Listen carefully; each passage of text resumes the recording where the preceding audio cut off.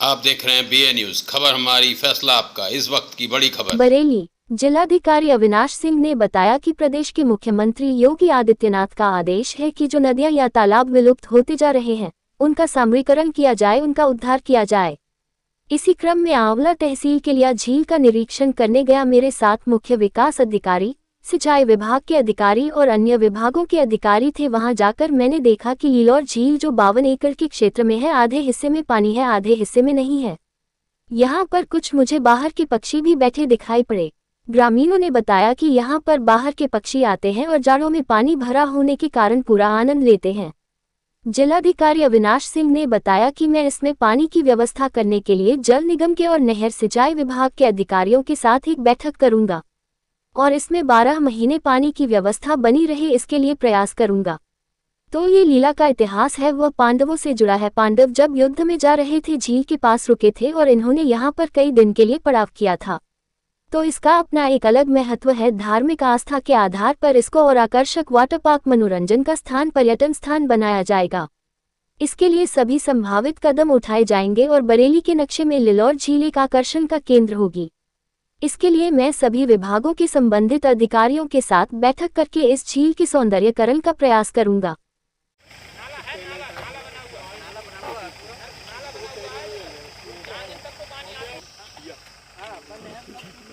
कोई तो नहर है, अरे नहर कटी पड़ी है सब। नरेगा से एक बार खुदाई हो चुकी है, नरेगा से 21-22 में हुई तो सब जुलाई में था। सनसेट बहुत अच्छा लगता है। तो ये सब कुल उसको कर देते हैं ना, लेकिन थोड़ा बड़ा हो जाएगा तो पानी रुकेगा। इसी को जो बंदा कट गया आप देखो ना जी सर, इसको पूरा जो है बंदा इसका मिट्टी उसमें डलती जाएगी और लेवलिंग होती चली जाएगी सर। लिलोर झील के सौंदर्यीकरण और कायाकल्प के लिए आपने एक बड़ी पुनीत पहल की है। किस तरह की पूरी कार्य योजना और कैसे इसको आगे बढ़ाया जाएगा? जैसा कि आप सभी लोगों के संज्ञान में है, अभी कुछ दिन पहले ही जो हमारे प्रदेश के माननीय मुख्यमंत्री जी ने एक सभी जिलाधिकारियों को एक निर्देश दिए हैं कि सभी जिलाधिकारी अपने अपने जनपद में एक एक ऐसी नदी जो विलुप्त होने के कगार में है तथा एक एक झील, इसका पुनरुद्धार का कार्य जो है तत्काल प्रभाव से अमल में लाएं।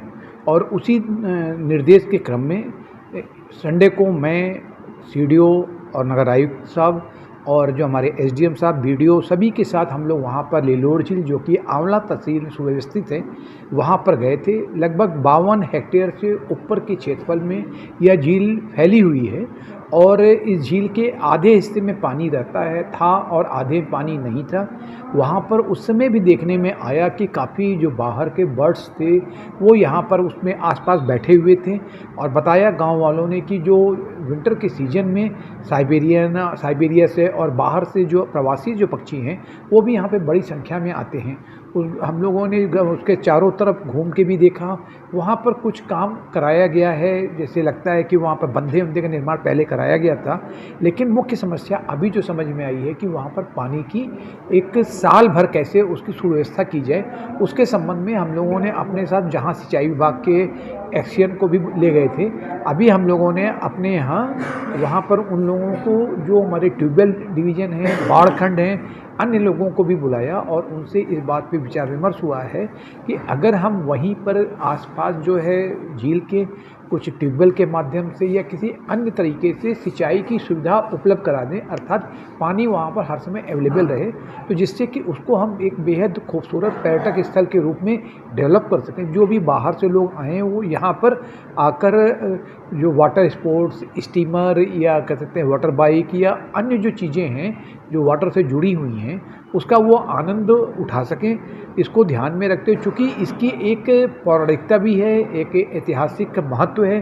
जैसा कि बताया जाता है कि जब पांडव इस वन गमन कर रहे थे और प्यास लगने पर इस झील के पास आए थे, तब जब ये पानी पीने आगे बढ़े तो वहाँ पर जो नदी में निवास करने वाले यक्ष देवता थे, उन्होंने युधिष्ठिर जी से 5 प्रश्न पूछे थे तो वो बताते हैं कि वो इसी लिलोर झील के तट पर हुआ। तो निश्चित रूप से इस ऐतिहासिक महत्व को आम लोगों को बताने के लिए, आम लोगों के बीच में इसका प्रचार प्रसार करने के उद्देश्य से और धार्मिक पर्यटन की दृष्टि से इसको बढ़ावा देने के लिए एक प्रयास किया जा रहा है।